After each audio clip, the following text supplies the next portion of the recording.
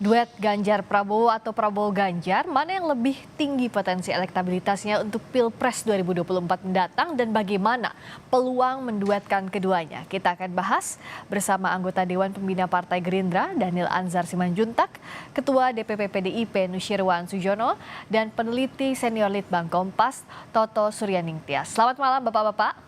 Selamat malam. Selamat malam. Selamat malam. Selamat malam, saya ke Mas Toto dulu. Nah, bagaimana membaca potensi elektabilitas dua tokoh ini jika diduetkan? Yang mana saja ya, mau Prabowo Ganjar, Ganjar Prabowo. Apa sebenarnya unsur-unsur yang membuat keduanya layak diduetkan dan memiliki potensi yang tinggi elektabilitasnya, Mas Toto? Terima kasih Mbak Friska. Jadi tadi sudah disampaikan di dalam grafis awal bahwa potensi elektabilitas untuk pasangan Ganjar Pranowo dan Prabowo itu mencapai angka tadi antara 43 sampai dengan 62%. Ya. Tetapi jika mempertimbangkan kekuatan pendukung loyal dan pendukung yang tidak loyal, itu sebetulnya rentangnya masih lebih lebar. Ya. Jadi bukan 43 ke 62, tapi 23 ke 62. Artinya apa? Ada risiko bahwa elektabilitasnya bukannya antara 43 sampai 62, tetapi 23 sampai 62. Artinya ada elektabilitas risiko kalau swing voternya itu pindah semua, itu hanya 23% ketika digabung. Nah, itu yang harus diwaspadai karena juga tingkat militansi dari masing-masing pendukung ini berbeda. Oke. Demikian. Nah, kalau bicara mana yang paling potensial meraup suara, itu kalau posisinya mana? Bisakah dibaca Mas Toto, misalnya Ganjar Prabowo atau Prabowo Ganjar begitu kalau dari sisi survei? Kalau dari sisi angka masih jelas Ganjar Prabowo. Jadi pertama Ganjar Prabowo itu akan lebih tinggi dari segi angka Karena?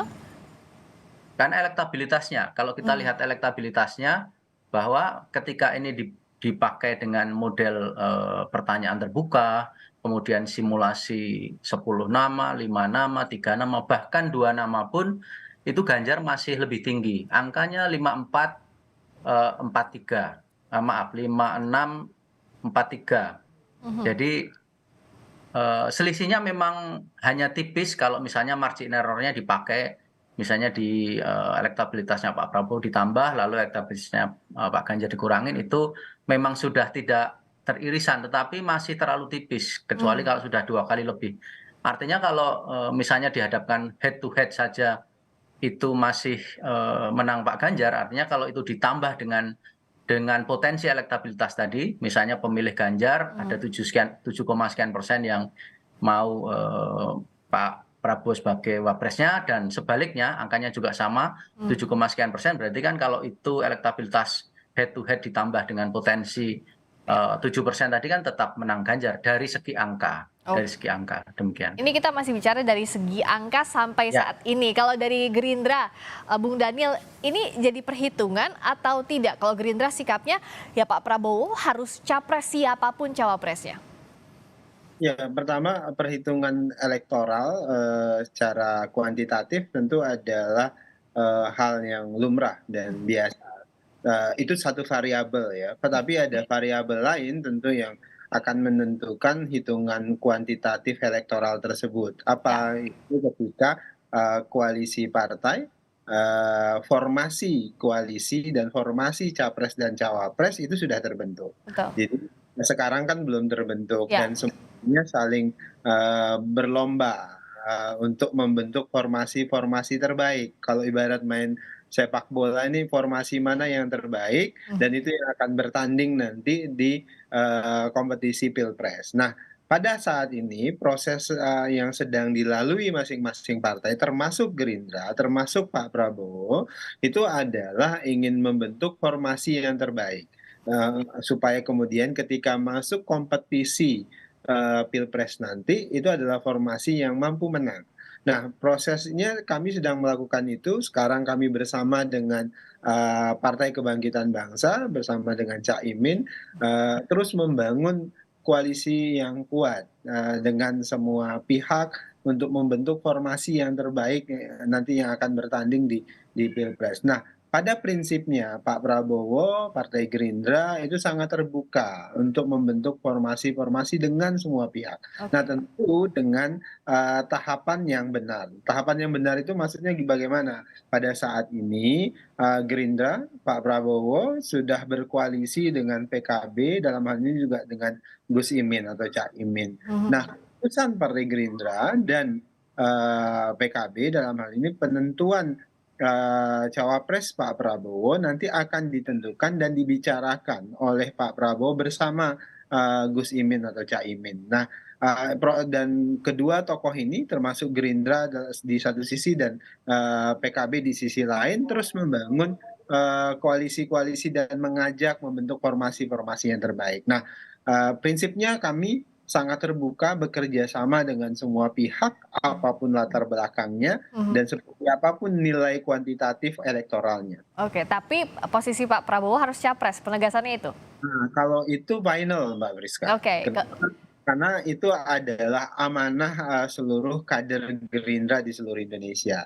Tentu obligasi seluruh kader, Gerindra pada saat ini, itu adalah ingin memastikan Pak Prabowo maju capres, kemudian menjadi Presiden Republik Indonesia di 2024. oke. Kalau dari PDI Perjuangan apakah, sudah final juga kadernya itu adalah capres di Pilpres nanti, Pak Irwan? Jawabannya tentu seperti yang sudah disampaikan oleh Ibu Ketua Umum pada saat ulang tahun, bahwa eh, sebagai partai pemenang pemilu, seperti yang juga disampaikan oleh Sekjen, bahwa kita sudah 2 kali melakukan kontestasi untuk pemilu ini, 2 kali kita pemenang, dan angkanya seperti tadi yang disampaikan oleh Mas Toto, Ya. kita sudah sama-sama tahu positioning-nya seperti itu. Jadi kalau dengan catatan sekali lagi mohon digarisbawahi bahwa nama itu belum disampaikan oleh Ibu Ketua Umum. Saya malam ini mengatakan bahwa kita tidak membahas soal nama, ya. Hmm. Jadi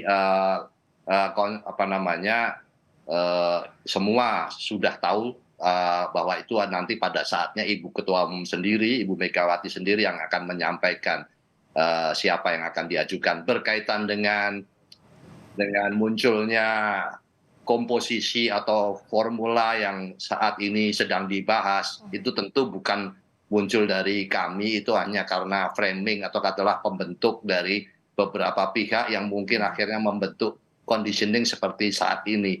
Jadi apabila tadi dinyatakan oleh Bung Daniel bahwa itu merupakan keputusan dari internal partai untuk mencalonkan, wajar saja. Oke.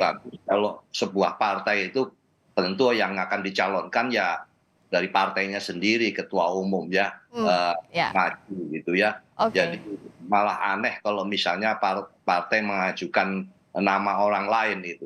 Tapi nanti bagaimana formulasinya seperti yang disampaikan tadi, tentu kita ikuti saja dinamika politik yang berkembang. Kemudian, Jadi bahkan PDI berikutnya, Perjuangan menyebutnya nama Pak Ganjar dikaitkan dengan Pilpres aja belum mau ya, karena belum ada keputusan dari Ibu Ketua Umum, begitu ya, Pak Irwan? yang mengkaitkan tentu bukan pihak kami ya, karena PDI Perjuangan dalam hal ini Bu Ketua Umum Pak Toto belum mengumumkan siapa calon presidennya. Ya, Oke. hanya saja apabila kita mengakui, Pak Daniel, mengakui produk scientific data, Ya. ya, itu kan produk keilmuan ya. Kalau misalnya itu kita tidak mengakui produk tersebut, lalu acuannya apa? Tentu Oke. tidak berdasarkan berandai-andai atau perasaan. Betul. Jadi kita perlu mengapresiasi apa yang sudah dihasilkan oleh peneliti-peneliti yang menggunakan metode angka-angka yang dimunculkan pada saat ini. Oke, Tentu baik. itu adalah dasar yang tidak bisa dinafikan begitu saja. Oke.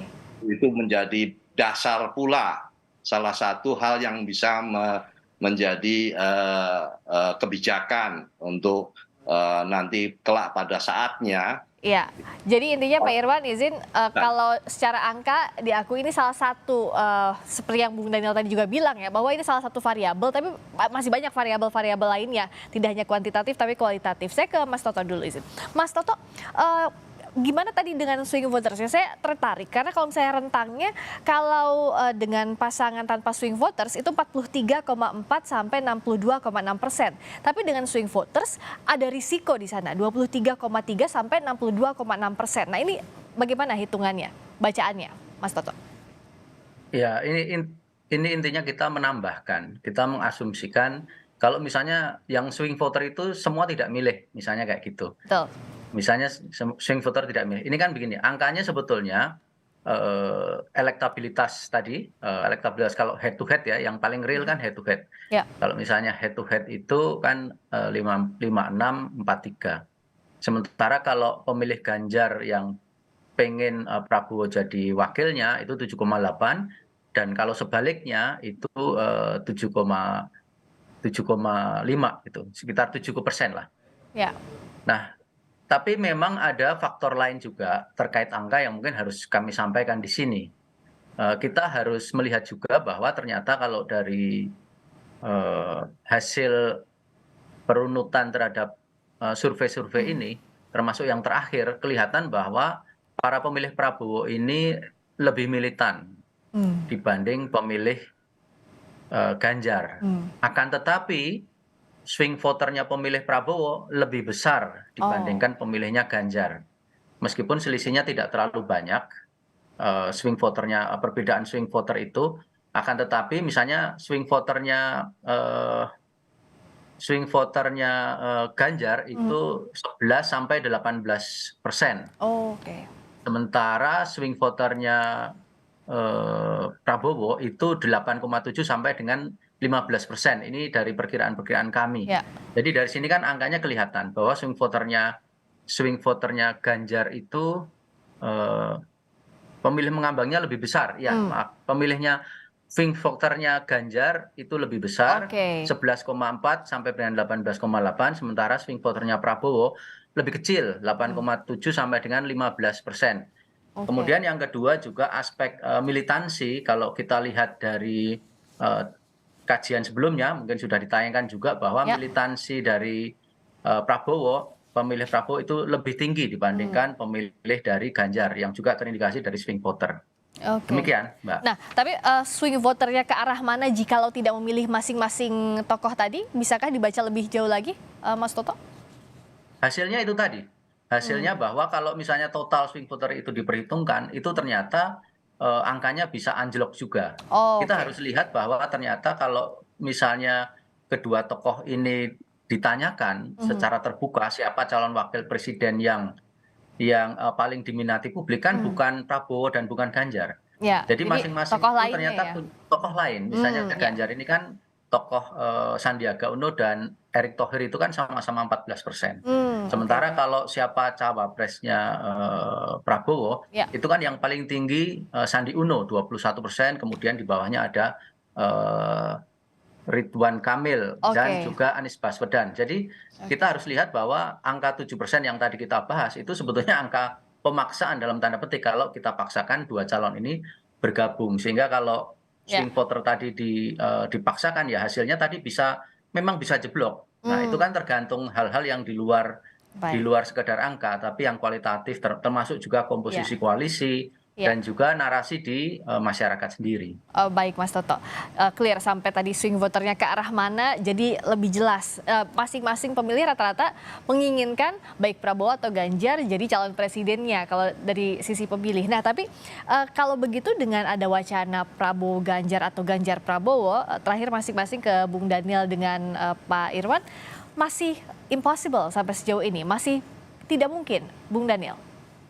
Ya, pada prinsipnya untuk kami di Partai Gerindra dan Pak Prabowo tentu perjuangan kami ingin memastikan Pak Prabowo jadi calon presiden dan jadi presiden di 2024. Ya. Jadi itu adalah cita-cita besar seluruh kader Gerindra dan itu yang akan kami perjuangkan. Itu pertama, Mbak.